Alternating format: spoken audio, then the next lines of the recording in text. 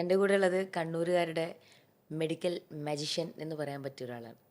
കാരണം അധികം മരുന്നുകളൊന്നും കൊടുക്കാതെ തന്നെ അത്യാവശ്യം രോഗങ്ങളെയൊക്കെ എങ്ങനെ മാറ്റണം എന്നുള്ളൊരു ജാലവിദ്യ കൃത്യമായിട്ട് അറിയുന്ന, അത് കൃത്യമായിട്ട് അപ്ലൈ ചെയ്തുകൊണ്ട് മുന്നോട്ട് പോകുന്ന ഒരു മെഡിക്കൽ പ്രാക്ടീഷണർ സാർ. എൻ്റെ തന്നെ പരിചയത്തിലുള്ള ഒരാൾ പുതിയ ന്യൂബോൺ ബേബിയാണ്. ബേബിക്ക് വയ്യ പറഞ്ഞ സാർ വന്ന് കണ്ടു. 3 ദിവസത്തിനുള്ളിൽ മാറിക്കോളും, കുഴപ്പമൊന്നുമില്ല, മരുന്നൊന്നും കൊടുക്കണ്ട എന്നുള്ള രീതിയിൽ പറഞ്ഞ് അത് അച്ചട്ട പോലെ തന്നെ മാറി എന്നുള്ളത് കൊണ്ട് തന്നെ അങ്ങനെ ഒരു പേഴ്സണൽ എക്സ്പീരിയൻസ് കൂടെ ഇതിനകത്ത് കിടക്കുന്നുണ്ട്. മരുന്നുകൾ അധികം കൊടുക്കുന്നത് പേടിച്ചിട്ടാണ് പലപ്പോഴും ആൾക്കാർ ഡോക്ടേഴ്സിൻ്റെ ഇത് വരാത്തത്. പക്ഷേ പ്രത്യേകിച്ചിട്ടും ന്യൂ ബോൺ ബേബീസ് ആകുമ്പോൾ അല്ലെങ്കിൽ ചെറിയ മക്കളാകുമ്പോൾ കൂടുതൽ കൺസേൺ ആണല്ലോ. സാർ കുറേ കാലങ്ങളായിട്ട് ആവശ്യമുള്ള മരുന്ന് മാത്രം കൊടുത്തിട്ട് ഇങ്ങനെ പോകുന്നുണ്ട്.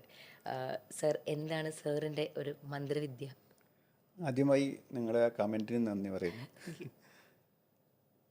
എൻ്റെ ഇപ്പം നമ്മൾക്കിവിടെ പി ജി സ്റ്റുഡൻസ് ഒക്കെ ഉണ്ട്. അപ്പം എൻ്റെ സ്റ്റുഡൻസിനെ ഞാൻ ആദ്യം പഠിപ്പിക്കുന്ന 2 കാര്യങ്ങളുണ്ട്. ഒന്ന്, ഒരു കുട്ടി ഞങ്ങളടുത്ത് വന്നാൽ അത് നിങ്ങളുടെ കുട്ടിയാണ് അല്ലെങ്കിൽ നിങ്ങളുടെ അടുത്ത റിലേറ്റീവിൻ്റെ ഒരു കുട്ടിയാണെന്ന് വെച്ചാൽ ചികിത്സിക്കുക. അപ്പം നിങ്ങളുടെ കുട്ടിക്ക് അസുഖം വന്നാൽ നിങ്ങൾ എങ്ങനെ ചികിത്സിക്കുക, അതുപോലെ ചികിത്സിക്കുക. രണ്ടാമത്തെ കാര്യം, നമ്മുടെ ചികിത്സ കൊണ്ട് നമ്മുടെ മരുന്നോ നമ്മുടെ വേറെന്താണെങ്കിലും ആ കുട്ടിക്കും ആ കുടുംബത്തിനൊരു തകരാറും പറ്റാൻ പാടില്ല. അവർക്ക് ഗുണം കിട്ടിയില്ലെങ്കിലും അറ്റ്ലീസ്റ്റ് ദോഷം വരാൻ പാടില്ല. അതായിരിക്കണം നമ്മുടെ 2 ലക്ഷ്യങ്ങൾ. അപ്പോൾ പലപ്പോഴും നിങ്ങൾ പറഞ്ഞ ന്യൂ ബോൺ ബേബീസിൻ്റെ കാര്യത്തിൽ ഏറ്റവും വലിയ പ്രശ്നം വെച്ചാൽ ഒരുപാട് നോർമൽ കാര്യങ്ങൾ പാരൻസിനെയും കൂടെ നിൽക്കുന്നവർക്ക് അബ്നോർമലായി തോന്നും. വളരെ സിമ്പിളായിട്ട് പറഞ്ഞാൽ കരച്ചിൽ അറിയുന്നുണ്ട്. ഏറ്റവും കോമൺ ആയിട്ട് ന്യൂ ബോൺ ബേബീസിന് നമ്മളെടുത്ത് കൊണ്ടിരുന്ന കരച്ചിൽ. അപ്പോൾ ഈ കരച്ചിൽ ന്യൂ ബോൺ ബേബീസിനൊക്കെ കുറേ നോർമലാണ്. Usually new born babies first 2-3 months രാത്രി ഭയങ്കരമായിട്ട് കരയും, പകലുറങ്ങും. അതവരെ ആ കുട്ടിയുടെ അമ്മയുടെ വയറ്റിലാകുമ്പോൾ കുട്ടിയുടെ ആ സൈക്കിൾ അങ്ങനെയായിരിക്കും. ഡേ ടൈമിൽ പ്രഗ്നൻ്റ് ആയിരിക്കും, അമ്മ ഡേ ടൈമിൽ ആക്റ്റീവ് ആയിരിക്കും. അപ്പോൾ കുട്ടി വയറ്റുന്ന ഉറക്കമായിരിക്കും. അപ്പം അമ്മ നൈറ്റിൽ റെസ്റ്റ് എടുക്കുമ്പോൾ കുട്ടി അതിൻ്റെ ഉള്ളിൽ നിന്ന് ഭയങ്കര. അപ്പോൾ ഈ ഒരു സൈക്കിൾ അവർ 2-3 മാസമേ കണ്ടിന്യൂ ചെയ്യും. അപ്പം ഞങ്ങൾ ആദ്യം ഞാനിപ്പം പറയുന്നത് നമുക്ക് കുട്ടിയെ നമ്മളെടുത്ത് വന്നാൽ കൊണ്ടുവന്ന് നമ്മൾ നോക്കേണ്ട പ്രധാന കാരണം, ഒന്ന് കുട്ടി ആദ്യം ഒരു 10 ദിവസം വരെ വെയിറ്റ് കുറച്ച് കുറയും, പിന്നെ കൂടും. അപ്പോൾ നമ്മളടുത്ത് വരുന്ന കുട്ടി വെയിറ്റ് ഗെയിൻ ഉണ്ടെന്ന് നോക്കുക. അതായത് നമ്മളിപ്പം ഫസ്റ്റ് 3 മന്ത്സ് ഒരു 30 grams per kilogram per day, 30 grams per day കൂടണം. അതിനുശേഷം 20 grams per day കൂട്ടണം നെക്സ്റ്റ് 3 മന്ത്സ്. ഇത് നമ്മൾ നോക്കും, ആ കുട്ടി ഇതുപോലെ വെയിറ്റ് കൂടുന്നുണ്ടോ.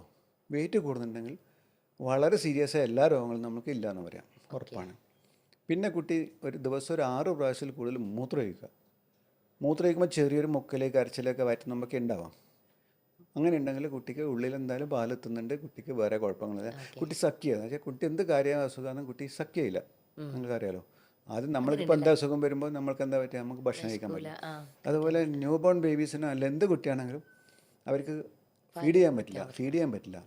ഫീഡ് ചെയ്യാൻ മുട്ടിക്ക് ഇപ്പോൾ ഒരു നല്ല ശ്വാസം മുട്ടുള്ള കുട്ടി അല്ലെങ്കിൽ നല്ല മൂക്കടപ്പുള്ള കുട്ടി അല്ലെങ്കിൽ വേറെ എന്തെങ്കിലും സീരിയസ് ആയ അസുഖമുള്ള കുട്ടി ഒരിക്കലും പാൽ കുടിക്കില്ല. അവരെ പ്രധാന കംപ്ലയിൻറ്റ് പാൽ കുടിക്കുന്നില്ല. അപ്പോൾ കുട്ടി മൂത്രമൊഴിക്കില്ല, കുട്ടിക്ക് ക്ഷീണം വരും. കുട്ടിക്ക് ഇതൊന്നും പ്രശ്നമില്ലെങ്കിൽ നടത്തുന്ന കുട്ടിക്ക് കുഴപ്പമില്ല തന്നെയാണ്.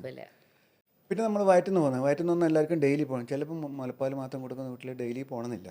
അതിൻ്റെ കൺസിസ്റ്റൻസി, നമ്മളതിൻ്റെ ഏത് തരത്തിലാണ് മലം വരുന്നത്, അത് നോർമലായിട്ടുള്ള കൺസിസ്റ്റൻസി നമ്മൾ 3 ദിവസം കഴിഞ്ഞാലും കുഴപ്പമില്ല. അതേസമയം ഭയങ്കര കട്ടിയായിട്ട് പോകുന്നെങ്കിൽ മാത്രം നമ്മൾ ശ്രദ്ധിക്കണം. അപ്പോൾ ഞാനീ പറഞ്ഞ കാര്യങ്ങളൊക്കെ ഉണ്ടെങ്കിൽ എൻ്റെ അർത്ഥം എന്താണ്, ഡോക്ടറെ അടുത്ത് വരേണ്ട ആവശ്യമില്ല, അവർക്ക് നോർമലാണ്. പിന്നെ വരുന്നൊരു സൗണ്ടാണ്, നമ്മൾ ലാറിഞ്ചൽ സ്ട്രൈഡ് എന്ന് പറയും.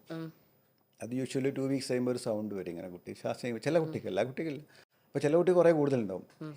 ഇതൊക്കെ നോർമലായിട്ടുള്ളൊരു നോർമൽ മീൻസ് അതിന് വലിയ പ്രത്യേകിച്ച് ചികിത്സയോ ഒന്നും കാര്യം ആവശ്യമില്ല. ഇത് അങ്ങനെയുള്ള കുട്ടികൾ നമ്മൾ ഞാനീ പറഞ്ഞ കാര്യങ്ങൾ, അത് വെയിറ്റ് ഗെയിൻ ഉണ്ട്, കുട്ടി ഫീഡ് ചെയ്യുന്നുണ്ട്, യൂറിൻ പോകുന്നുണ്ട്, നമ്മൾക്ക് അതിനൊന്നും ട്രീറ്റ്മെൻറ്റ് ആവശ്യമില്ല. പിന്നെ വരുന്നത് നമ്മൾ പനി സംശയങ്ങൾ, ചൂട് തല ചൂട്. അതിന് ഞാൻ എല്ലാവരും പറയും ഒരു തെർമോമീറ്റർ വാങ്ങി വെക്കും. അല്ലേ, തെർമോമീറ്റർ നിങ്ങൾക്കറിയാം, ഇപ്പം ഓൺലൈനായിട്ടുണ്ട്. ഒരു ഡിജിറ്റൽ തെർമോമീറ്റർ വാങ്ങി നമ്മൾ ടെമ്പറേച്ചർ നോക്കാം. ടെമ്പറേച്ചർ ഉണ്ടോ ഇല്ലയോ നോക്കി. ഇല്ലെങ്കിൽ നമ്മൾക്ക് പേടിക്കണ്ടേ. നമ്മൾ പലപ്പോൾ നമ്മളെ ഫീലിംഗ് ആയിരിക്കും കുട്ടിക്ക് പനി ഉണ്ടോ ഇല്ലയോ. നമുക്ക് പാരൻസിനെ കുറ്റം പറയാം, പ്രത്യേകിച്ച് അവർ പുതുതായിട്ട് പ്രസവിച്ചവർക്ക് ഭയങ്കര ഡൗട്ട് ഉണ്ടാവും. അതുമാതിരി ഫീഡിങ്ങിൽ ഇഷ്യൂസ്, ഇതൊക്കെ നമ്മൾ വന്ന് ഞങ്ങൾ ലാക്ടേഷൻ കൗൺസിലർ എനിക്ക് നമ്മളുണ്ടെങ്കിൽ അവരെ വിട്ട് ഡീറ്റെയിൽ ആയിട്ട് അവർ ഇവാലുവേറ്റ് ചെയ്ത് അപ്പോൾ നമുക്ക് മിക്കവാറും മരുന്നിൻ്റെ ആവശ്യം വരാറില്ല. അതാണ് സത്യം.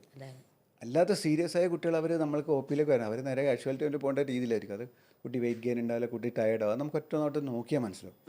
അപ്പോൾ ഈ കാരണത്താൽ നമുക്ക് മിക്കവാറും ന്യൂ ബോൺ ബേബീസിൻ്റെ ഒക്കെ ഈ നോർമലായ കാര്യങ്ങൾ അബ്നോർമൽ വെച്ചിരിക്കും, നമുക്ക് മരുന്നിൻ്റെ ആവശ്യമില്ല. പിന്നെ സമാധാനത്തിന് പല മരുന്നുകൾ എഴുതി കൊടുക്കുക, അത് യൂഷ്വലി ഞങ്ങൾ ചെയ്യാറില്ല. ഒരു പാരൻസ് ഞങ്ങളടുത്ത് കുട്ടീനെ കൊണ്ടിരുന്നത് രോഗം മരുന്ന് കിട്ടാൻ വേണ്ടി മാത്രമല്ല, എന്താണെന്ന് എന്താണെന്ന് അറിയാം, രോഗം ഉണ്ടോ ഇല്ലയോ, ഉണ്ടെങ്കിൽ എന്ത് ചികിത്സ. അപ്പം ഞാൻ വിശ്വസിക്കുന്നതും എൻ്റെ സ്റ്റുഡൻസിനെ ഞാൻ പഠിപ്പിക്കുന്നതും ആദ്യം കുട്ടി സിക്കാണോ ഇല്ലയോ, സിക്കല്ലെങ്കിൽ നമുക്ക് മരുന്ന് വെച്ചിട്ട് മാനേജ് ചെയ്യാൻ പറ്റും, മരുന്നില്ലാതെ മാനേജ് ചെയ്യാൻ പറ്റും. അത് നമ്മൾ ആവുന്നത്ര മരുന്ന് ആവശ്യമില്ലാത്തതും ആണെങ്കിലും പിന്നെ നമ്പർ ഓഫ് ഡ്രഗ്സ് മാക്സിമം കുറക്കുക.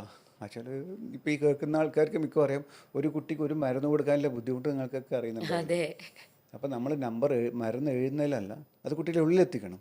അത് ഭയങ്കര പാടാണ്, അതെ അതെ വലിയ ആൾക്കാരെ മാതിരില്ല. അതെ അപ്പോൾ അതുകൊണ്ട് നമ്പർ ഓഫ് ഡ്രഗ്സ് കുറച്ചാൽ കുറേ ഗുണം കുട്ടി കൊണ്ട് ഡോക്ടറെ കൊണ്ട് തന്നെ ഓഫ് കോഴ്സ്. കാരണം വെച്ചാൽ പാരൻസിൻ്റെ പോക്കറ്റിനും നല്ല ലാഭം കിട്ടും. അപ്പോൾ ഇതൊക്കെ വെച്ചിട്ട് നമ്മൾ ആവുന്നത്ര അത് വെച്ചിട്ട് മരുന്ന് കൊടുത്തുവിടാമെന്നില്ലേ, ആവശ്യത്തിന് ഡെഫിനറ്റായി മരുന്ന് കൊടുക്കണം. അത് നമ്മൾ കൊടുക്കാറുണ്ട്. അതുകൊണ്ട് മരുന്ന് കൊടുക്കാണ്ട് തന്നെ ട്രീറ്റ് ചെയ്യാൻ പറ്റുന്നില്ല ഒരു ഇതുമില്ല. ആവശ്യമില്ല നമ്മൾ മരുന്ന് കൊടുക്കണം, ആവശ്യമില്ലാത്ത നമ്മൾ അവർ കൺവിൻസ് ചെയ്യും. പിന്നെ വേണമെങ്കിൽ ഒക്കെയാണ് കൂടുതൽ എന്തെങ്കിലും വരില്ല, നമുക്ക് ഫോളോ അപ്പ് വെക്കാമല്ലോ. അതെ അതാണ് അപ്പോൾ ഒരു പീഡിയാട്രിഷ്യൻ അല്ലെങ്കിൽ ഒരു നിയോനാറ്റൽ ഏരിയ കാര്യമായിട്ട് നോക്കുന്ന ഒരു പ്രാക്ടീഷണർ നേരിടുന്ന ഏറ്റവും വലിയ ചലഞ്ച് എന്ന് പറയുന്നത് പാരന്റിന്റെ ഉത്കണ്ഠ അതെ, കൺവിൻസ് ചെയ്യില്ല. ഇതിപ്പം ഞാനൊക്കെ സീനിയേഴ്സാണ്, എനിക്കറിയാം, ഒരുപാട് വർഷമായിട്ട്. പക്ഷെ നമ്മുടെ പല ജൂനിയർ ഡോക്ടർമാരും നേരിടുന്ന മുഖ്യ പ്രശ്നം വെച്ചാൽ ഞാൻ പറഞ്ഞ ചിലപ്പോൾ ഒരു പ്രത്യേകിച്ച് നമ്മളൊരു അപ്പെക്സ് ഇൻസ്റ്റിറ്റ്യൂട്ടിൽ ഇരിക്കുകയാണ്, നമ്മൾ കുറേ കാലമായിട്ട് ഇവിടെ എക്സ്പീരിയൻസ് ഉണ്ട്. പിന്നെ നിങ്ങളൊക്കെ പോലത്തെ ആൾക്കാർ, നമ്മൾ വലിയ ആളെന്ന് പറഞ്ഞു നടക്കുന്നുണ്ട് ആൾക്കാർക്ക് ഞങ്ങളോട് ചിലപ്പോൾ ഒരു താല്പര്യം ഉണ്ടാവുമായിരിക്കും. പക്ഷേ ഇപ്പം എം ഡി ഒക്കെ കഴിഞ്ഞ് വരുന്ന ആൾക്കാരെ നിങ്ങൾ ആലോചിച്ചു, പെരിഫറിലിരിക്കുന്ന ആൾക്കാർ, അവരൊക്കെ ആകുമ്പം ഈ ഡോക്ടേഴ്സിന് അവർക്കൊരു സംശയത്തോടെ ഈ ഡോക്ടർ എങ്ങനെയുണ്ടെന്ന് ആർക്കും അറിയില്ല. അപ്പോൾ അവരിതുപോലത്തെ ഉപദേശങ്ങൾ എടുക്കുമ്പോൾ അവർക്ക് ചിലപ്പോൾ ഡോക്ടറിൻ്റെ ഞങ്ങൾ ഒന്നുമില്ല കുട്ടിക്ക്, അവർ വലിയ പ്രശ്നമുണ്ട്. അപ്പം ജൂനിയർ ഡോക്ടേഴ്സിന് ഇത് വലിയ പ്രശ്നമാണ്. അപ്പോൾ അവർക്ക് ഞങ്ങൾ കൺവിൻസ് ചെയ്യാൻ അവർക്ക് കൺവിൻസ് ചെയ്യാൻ പറ്റില്ല. പക്ഷെ അത് ബുദ്ധിമുട്ടുണ്ട്. അതാണ് അങ്ങനത്തെ ഒരു ചെറിയ പ്രശ്നങ്ങളുണ്ട്. അതൊക്കെ നമ്മൾ തുടക്കക്കാർക്കുള്ള ചില ബുദ്ധിമുട്ടുണ്ട്. അവർ ചിലപ്പോൾ ഇപ്പം ഈവൻ ആൻറ്റിബയോട്ടിക് നിങ്ങളോട് ചോദിച്ച് വാങ്ങുന്ന ആൾക്കാരുണ്ട്. ഞാനൊക്കെ കൊടുക്കാറില്ല, പക്ഷേ പല ഡോക്ടർമാരും ദേ ഫോഴ്സ് ടു റൈറ്റ്. കാരണം വെച്ചാൽ ഡോക്ടറെ പൊടി കൽക്കുന്ന മരുന്നാടെ വെച്ചിട്ട്, അപ്പോൾ അത് കിട്ടാതെ ആർക്കും ഒരു സമാധാനം കിട്ടില്ല.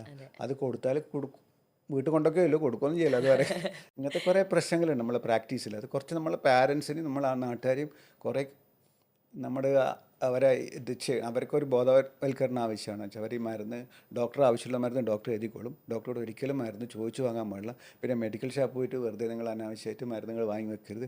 പ്രത്യേകിച്ച് ആൻറ്റിബയോട്ടിക്, കഫത്തിൻ്റെ മരുന്നായിട്ട് അവർ ആൻറ്റിബയോട്ടിക്കൊക്കെ എന്നോട് ഇന്നലെ ഞങ്ങൾ ഫാർമസിയിലെ നമ്മുടെ സ്റ്റാഫ് പറഞ്ഞിരുന്നു, ഡോക്ടർ നമ്മൾ പല മരുന്നും ഇവരെ വീട്ടിലെല്ലാം ഉണ്ട്, ഇവരുടെ അടുത്ത് എല്ലാ ആൻറ്റിബയോട്ടിക്കായിട്ട് വാങ്ങിച്ചിട്ട് ഞാൻ നേരത്തെ പറഞ്ഞ പോലെ മിക്കവാറും അവർ വാങ്ങിയതായിരിക്കും, അല്ലെങ്കിൽ ഡോക്ടർമാർ കൊടുത്തിട്ടുണ്ടാവില്ല.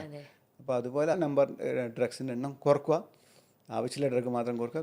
കുട്ടിക്ക് എന്നാൽ കൂടുതൽ തോന്നുന്നത് ഡെഫിനറ്റ്ലി ഇതേക്കാൻ അറ്റൈനിട്ടേ അവർക്ക് എപ്പോൾ വേണം തിരിച്ച് ഞങ്ങളുടെ അടുത്ത് വരാമല്ലോ, ഞങ്ങൾ ഇവിടെ തന്നെ ഉണ്ടല്ലോ. അതുകൊണ്ട് ആ ഒരു സ്ട്രാറ്റജിയാണ് ഞങ്ങളിവിടെ ഫോളോ ചെയ്യുന്നത്. അതുകൊണ്ടായിരിക്കണം ചിലപ്പോൾ നിങ്ങൾ ഈ ഒരു ഇങ്ങനത്തെ ഒരു നമ്മൾ മരുന്ന് കുറവാണെന്നുള്ളത് പറയാൻ പറ്റില്ല, ആയിരിക്കാം ചിലപ്പോൾ അങ്ങനെ തോന്നുന്നു. എനിവേ അതൊക്കെ നമുക്കൊരു പ്രോത്സാഹനം നൽകുന്നതാണ്.